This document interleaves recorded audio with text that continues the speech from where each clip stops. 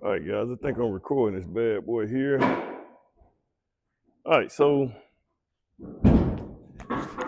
guys, I started my punch out. So we got a couple things going on here today. One thing is I'm having my house wrap installed. You see this right here.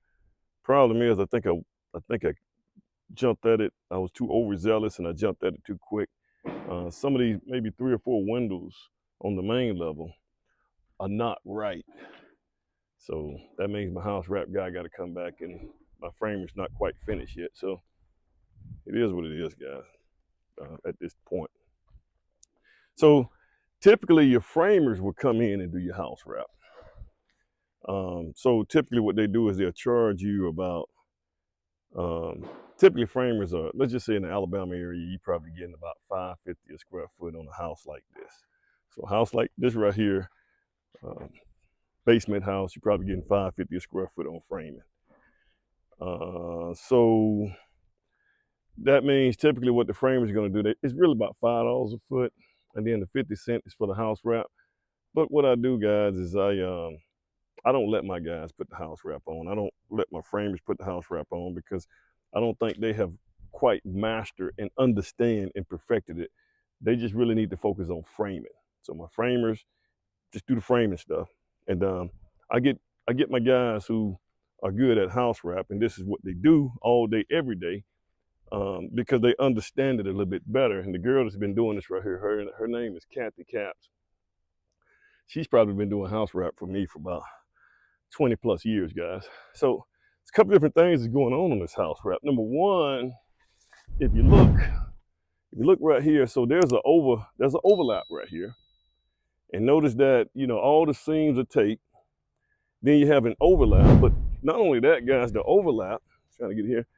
When you do the overlap, you need to make sure that you got that overlap in shingle effect. So this right here is shingle effect. So the water, when it comes down, it comes over and keep going down, instead of going back in and possibly affecting the OSB.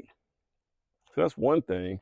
And then also there's also that's a horizontal overlap, but they do the same thing with the vertical overlap. And there's a code portion of this right here too to let you know how close this right here. I think it's like 2 inches on the vertical and 6 inches on the I'm sorry, it's 2 inches on the horizontal overlap, 6 inches on the vertical, but we kind of probably got about 10 inches on all of them. So as long as you exceed the code, you're good.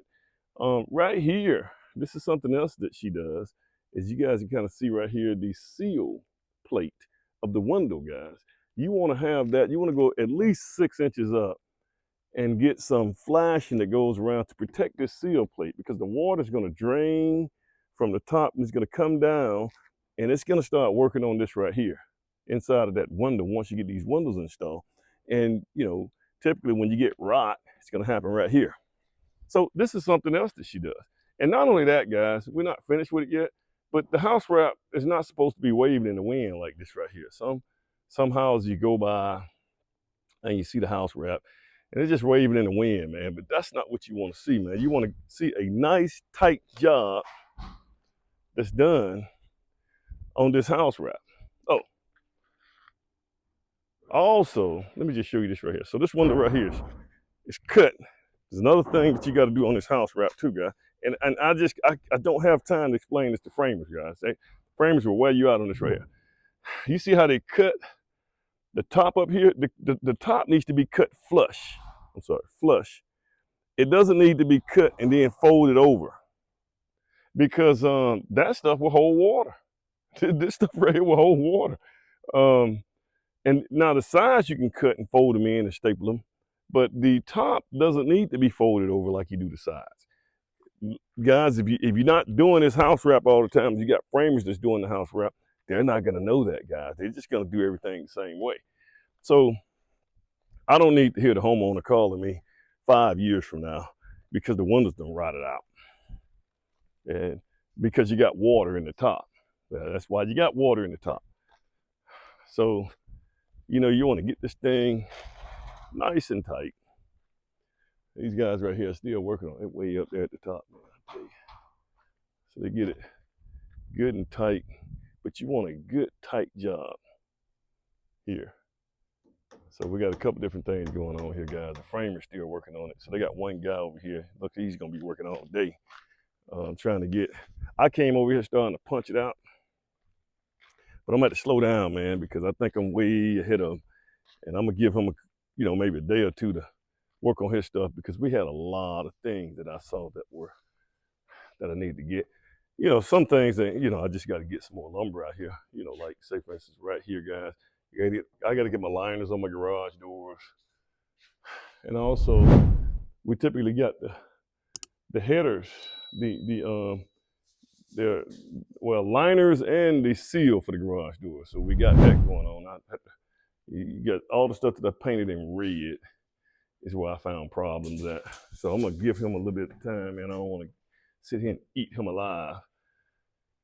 Say for instance, right here, these are 10-foot ceilings, guys. All the load-bearing walls need to have blocking. Here's another situation right here, guys. So like right here, man, the plans read 2844. What that means is, 2 feet 8 inches, 4 feet 4 inches. But these guys did 2 feet 8 inches and then 44 inches. So which means that if it's 4 feet 4 inches, that means this seal plate needs to drop. I'm sorry, this seal right here needs to drop down to right here. I marked it for him. And I got 3 ones like that already, so I imagine I got probably more. So then little things like, so guys, I actually go through every last one of these doors. I check the rough openings of the doors. I also check the location of all the windows.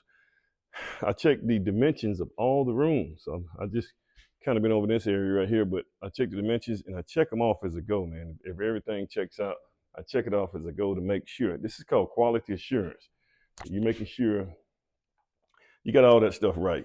Like something like this right here, man. There's an older person that'll be in this right here house. She don't need to be stepping over that much. So one of those boards need to go away. Also, that window needs to be lowered. And then like right here, we need to put blocking in the wall because we're gonna have some grab bars here and we have some grab bars here. So we need to put blocking in the walls, like for the shower and the toilet area where she can grab that thing, man.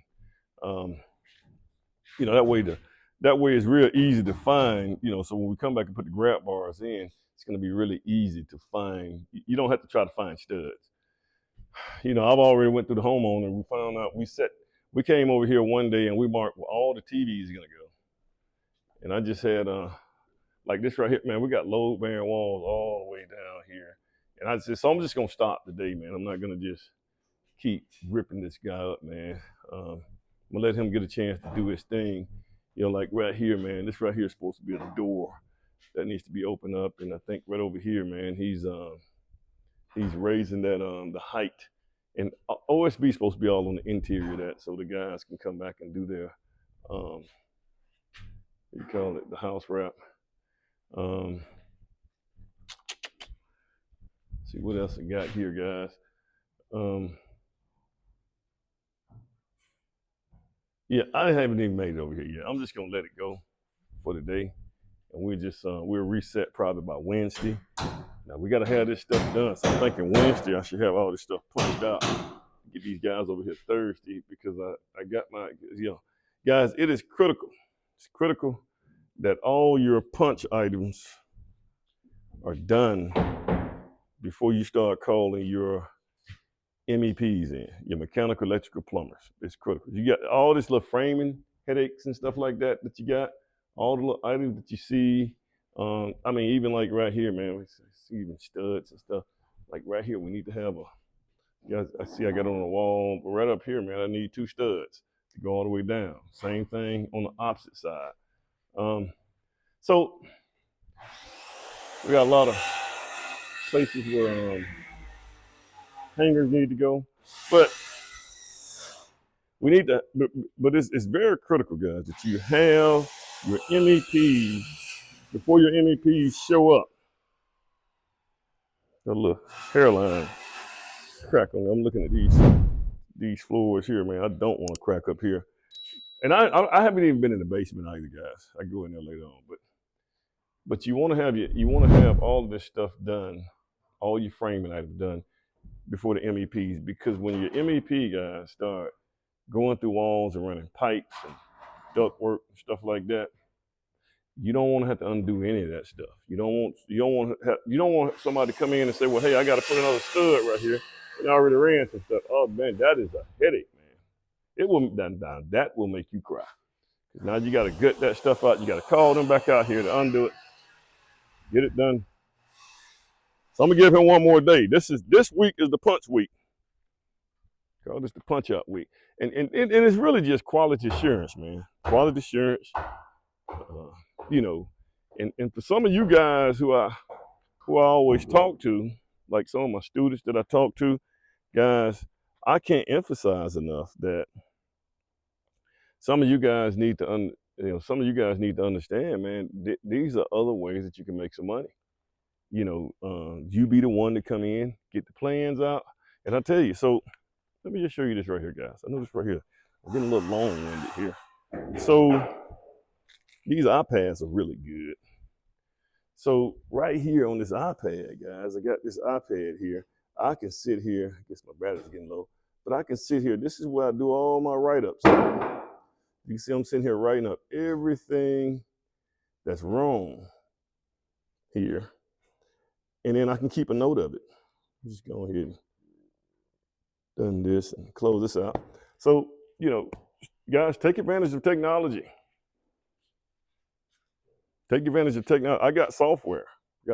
Octane OS has came out, guys. So it's ready. We got that software ready. Thanks to Ashley. So we'll be really pushing that software. I'll start putting it in putting a link to it. Matter of fact, you can actually go on the iPhone app and download that software. Really is to help you track and keep up with things. But guys, there's just so many places that you can actually make money with, like quality assurance, the stuff that I'm doing right here. You know, 2-3 hours, you know, $300. Take it to, you know, on the, you know, and this is the thing, guys. You can make sure you checking behind the builder. You know, somebody else really, guys, I even have other builders to come out and look at my sites. You know, not with my permission. You know, they don't need to be coming. I had one builder, he'll come out to your site and he'd try to meet the homeowners out here, man. And he'll try to get to talking to them and try to talk bad about your site and stuff, and get the homeowner to try to use him as the builder and fire you. There's a builder here in town that does that stuff.